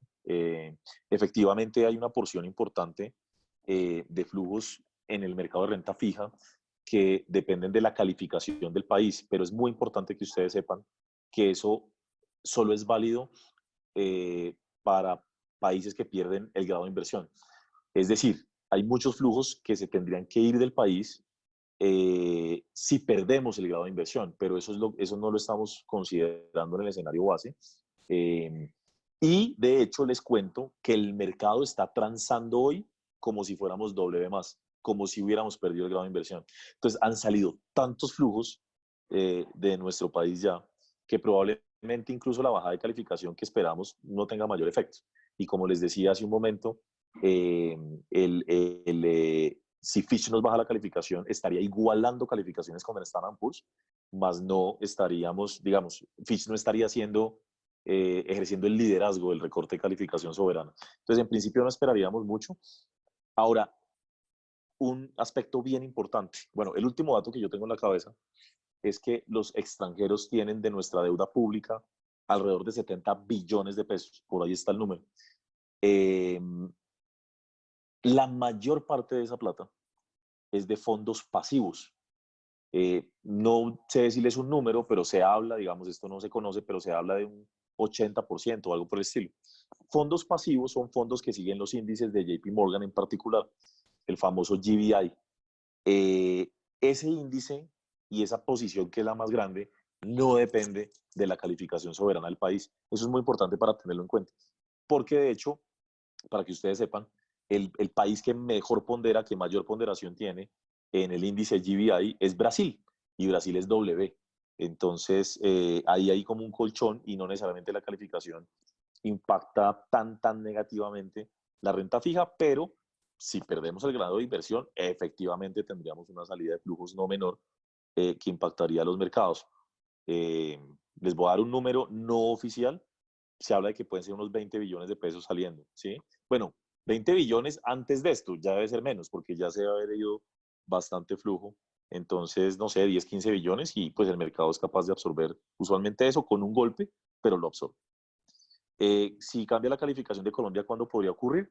Yo creo que en mayo, de abril a mayo, porque Fitch se pronuncia ahí. Insisto, una cosa es la bajada de calificación, lo que nos genera como en la mentalidad de los inversionistas, pero el mercado ya está transando a niveles incluso por debajo de la calificación que Fitch eh, nos podría poner.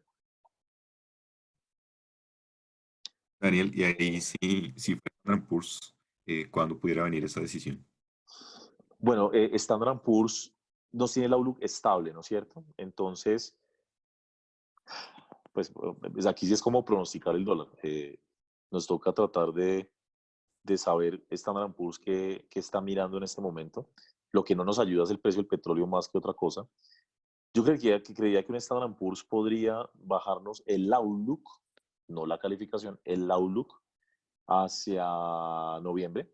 Yo no lo veo haciendo movimientos en el corto plazo. Puedo equivocarme, pero como les digo, Standard Poor's ha sido mucho más conservador en su view hacia Colombia desde hace tiempo, por eso nos tiene con una menor calificación que Fitch y Moody's.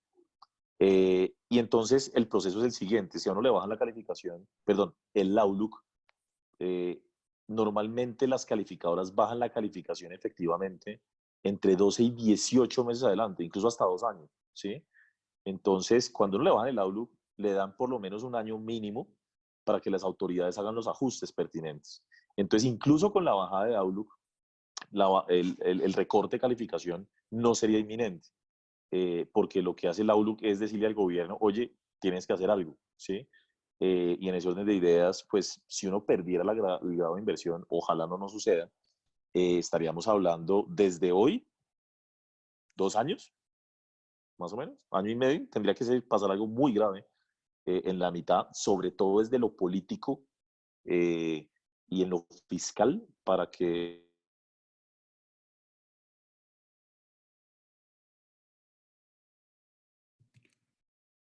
Ahí perdimos el audio de Daniel. Bueno, aquí me hacen una pregunta de si efectivamente hay o se complica la situación en Estados Unidos, si hay un cierre, ¿qué podría pasar? Ahí digamos que estaríamos abocados al escenario que les mostraba que era el más ácido. Ahí suponemos entonces si una recesión completa para Estados Unidos. Ahí dependerá digamos, la profundidad de esa recesión al final, de cuánto tiempo dure, digamos, cuánto tiempo dure ese cierre de los estados o cierre de las ciudades en Estados Unidos y qué ciudades se dan o qué regiones se dan, si son más productoras o menos productoras. Entonces ahí digamos que sí estaríamos abocados a ese escenario. Desde luego, estar en Estados Unidos en recesión, eso tiene un impacto global y ese impacto global pues llega desde luego también hasta América Latina. Nosotros pues ahí digamos que no somos inmunes teniendo en cuenta además que Estados Unidos pues es uno de nuestros principales socios comerciales y también en la inversión. Entonces ahí nos veríamos más abocados a ese escenario. No es nuestro escenario base. Y lo que hemos visto y digamos lo que nos ha mostrado la experiencia con lo que ya fue el cierre de ciudades y de regiones en China, que es el que va más avanzado, Corea también, que es otro de los que va, digamos, en el avance de la enfermedad, pues lo que nos ha dejado son cerca cuando estábamos en la gráfica de 28 a 35 días para empezar a ver una recuperación efectiva de la economía. Creo que al final se marcaría como un trimestre teniendo en cuenta que la recuperación tenga que ir hasta el 100%. ¿Me escucha, Juanca? Sí, Ah, bueno, perdón, es que yo me he dicho, sí, me muero de hambre con la tecnología. Se apagó el video porque se me descargó el celular. ok. No debería reconocer esto con mis jefes en el audio, en la presentación, pero se me descargó el celular. Bueno, hay una pregunta con la que probablemente deberíamos terminar. Bueno, no, voy a responder una económica y ya voy al tema de inversiones, porque en Colombia, que es la que me están preguntando varias personas, eh, que si existe la posibilidad de que el Banco de la República aumente tasas. La verdad, hace 2 semanas sí existía la posibilidad, ahora creo que no existe la posibilidad. Esto está cambiando así de rápido. Eh, la verdad es que el banco pues estaba concentrado, enfocado en el tema de la inflación, ¿no? El efecto potencial sobre la inflación del aumento del dólar y toda la situación actual. Eh, Ahora el tema es crecimiento económico. Entonces ellos están en un dilema sobre cómo enfrentar la situación y por eso decía hace un momento que es posible que ellos sí tengan que bajar la tasa de interés en algún momento para fomentar mayor crecimiento económico. No lo quieren hacer en el corto plazo, se han mostrado reacios a eso por la inflación precisamente y porque les da miedo que bajar tasas aumente más el valor del dólar y eso produzca más inflación. Entonces, puede que se demoren un poquito, pero creo que van a tomar la decisión. Entonces, no veo la bajada de tasas, perdón, no veo el incremento de tasas, sería completamente contraproducente. Ya de hecho de por sí, me pongo un poquito técnico, pero ya hay restricciones de liquidez en la economía, o sea, es como si el banco hubiera subido tasas efectivamente. ¿Por qué? Porque las tasas de interés de todos los títulos subieron. Entonces, por ejemplo, tengo en mente los títulos, los CDTs en Colombia han subido 300 básicos con esta, bueno, entre 200 y 300 básicos con esta situación. Entonces, para ponerles un ejemplo, si un banco quiere hoy salir a captar dinero para cualquier necesidad, eh, tiene que captar 2 o 3 puntos porcentuales por encima de lo que fue hace 2 semanas. Entonces ya de por sí se está generando una política monetaria contractiva sin que el banco haga nada, solo por la situación de mercado y por literalmente el pánico de muchos inversionistas sacando la plata de sus portafolios. Entonces las tasas han subido y subir tasas sería pues como ponerle el moño a la situación. Por lo tanto, por lo tanto yo esperaría incluso que el banco apoye bajando tasas. Les voy a poner voy a intentar poner un slide porque me están preguntando, bueno, ¿dónde metemos la plata en Colombia? Em, y bueno, voy adelantándome mientras lo intento porque se me perdió la forma de hacer esto. Em, el libro de texto, el manual de texto, y no solo eso, sino las crisis enseñan que en momentos de incertidumbre y de potenciales recesiones económicas, y en este caso no estoy hablando de Colombia, sino del mundo, y bueno, todo lo que comentó Juan, la renta fija es la llamada a recoger la mayor parte de los flujos de inversión. Y la renta fija definitivamente está generando oportunidades. Como les decía hace un segundo en la anterior respuesta, la realidad es que las tasas de interés han subido a unos niveles difíciles de justificar desde el punto de vista económico. Las tasas, como les digo, han subido es básicamente por el hecho de que la plata está sacando, perdón, la gente está sacando su plata de los portafolios y en este momento encontrar compradores es difícil, pero la realidad es que eh, no, digamos, vemos la justificación de tasas, por ejemplo, en el mercado de CDTs o de bonos del gobierno a los niveles actuales como, digámoslo, el equilibrio hacia adelante. Entonces, hoy por hoy, lo hemos hablado internamente, no solamente lo que pensamos desde Research, sino las mesas, incluso con el equipo de Juan, la renta fija a corto plazo es una muy buena opción, por lo menos mientras esto se decanta en los mercados. Hago una acotación y me parece que es importante, digamos, un poquito como educación financiera, diría yo. Y es que si uno entra en un momento como el actual al mercado, donde efectivamente hay oportunidades, por ejemplo en renta fija, con tasas que no veíamos hace muchos años, y compra un papel a 2 o 3 años, que es donde nosotros nos ubicaríamos en este momento, por ejemplo en renta fija, en TES o en CDTs, eh, em, si la cosa se complica y empieza uno a ver, digamos, esperemos que no, pero si se sigue complicando y siguen bajando los precios de los activos, uno en el peor escenario deja el papel al vencimiento, ¿cierto? Y ustedes siguen obteniendo sus cupones, y la rentabilidad está ahí. Uno no pierde plata sino hasta que la materializa, la pérdida. Es decir, si yo no vendo el papel, así esté el precio cayendo, pues yo no materializo la pérdida mientras yo mantenga el papel.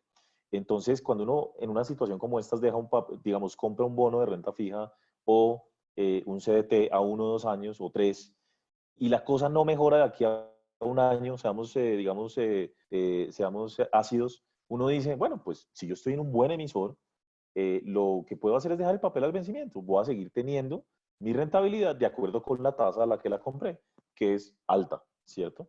Eso no sucede en el caso de una acción, porque pues ni modo de decirle a un cliente, oye, deja la acción al vencimiento, ¿no? Eso no sucede.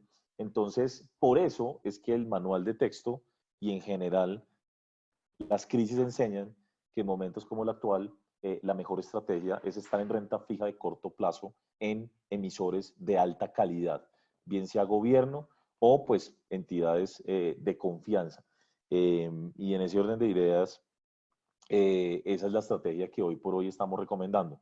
Le damos una prioridad a precisamente el tema de renta fija sobre el caso de acciones en este momento. Sin embargo, quiero mencionarles Acciones Colombia, termino con esa lámina. Bueno, tengo 2 láminas. Lo que pasa es que creo que no voy a ser capaz de compartir eso. Eh, Discúlpenme, pero bueno, esta presentación se las vamos a hacer llegar porque es que mi internet no está funcionando del todo bien. Entonces no me está dejando compartir. Eh, el asunto es, recuerden que en una situación como la actual, si nos devolvemos al año 2006, cuando hubo la crisis de repos en nuestro mercado colombiano, la crisis del 2008, el problema grande que tuvo la economía y que tuvo que enfrentar en el año 2016 tras la caída de los precios del petróleo, eh, uno muchas veces cree que el piso ya se logró y no, ¿cierto? Es decir, es muy complicado agarrar el low, el mínimo de los precios. Y la verdad es que en situaciones inéditas como la actual, uno no puede descartar que la situación incluso se complique un poquito más en los mercados.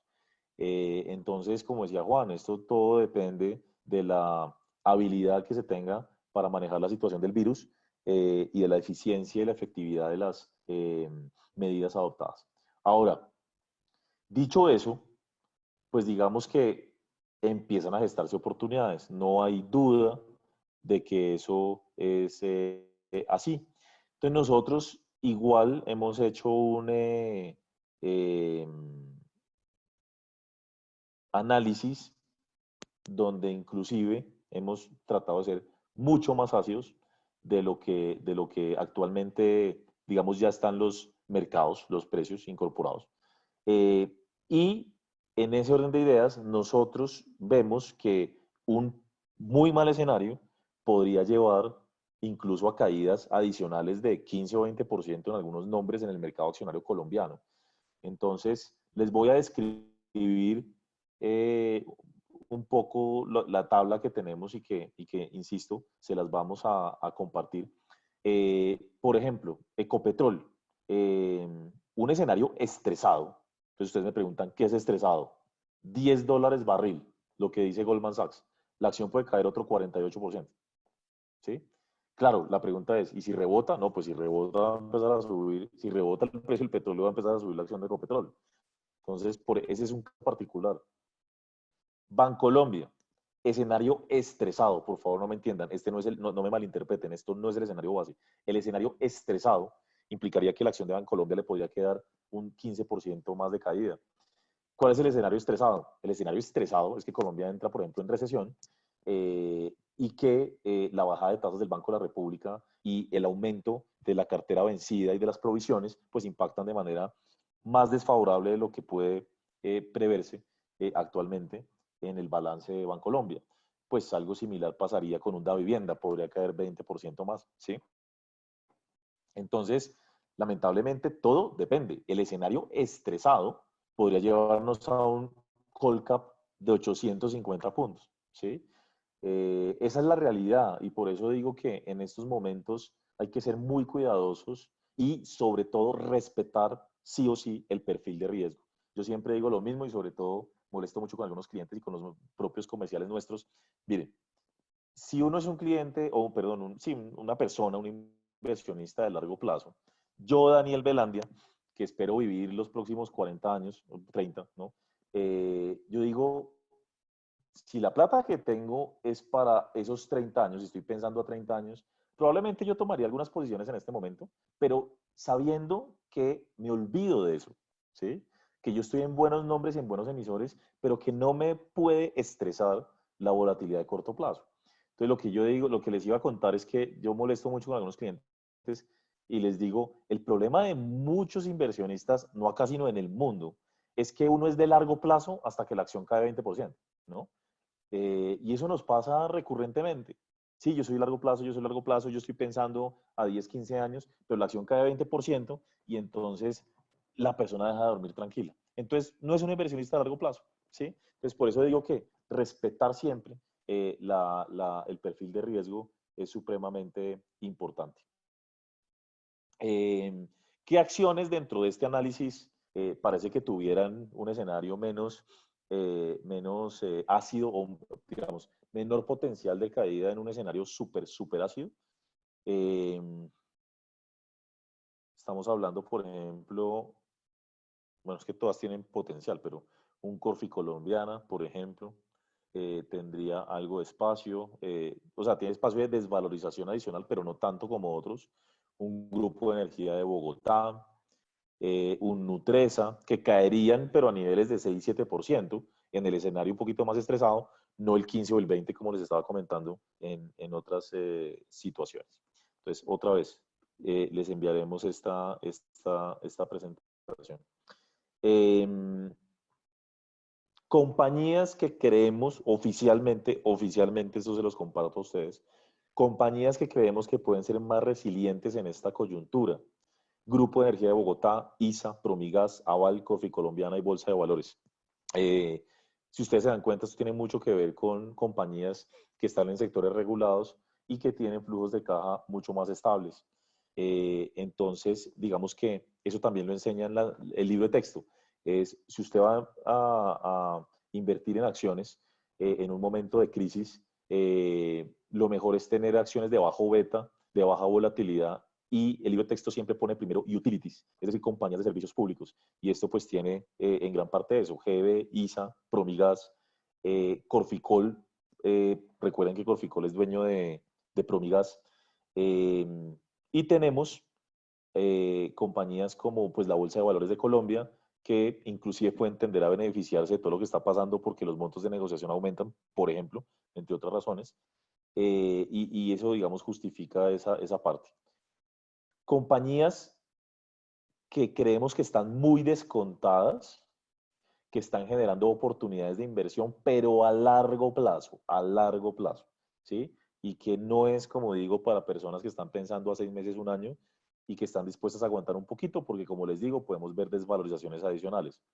Nos gusta Bancolombia, nos gusta la vivienda, nos gusta Banco de Bogotá, nos gusta Grupo Sura, nos gusta Nutresa, nos gusta Grupo Argos, nos gusta Celsia, nos gusta Canacol, ¿sí? Esas son las compañías que nos gustan actualmente, porque el valor del mercado hoy está súper descontado versus sus fundamentales.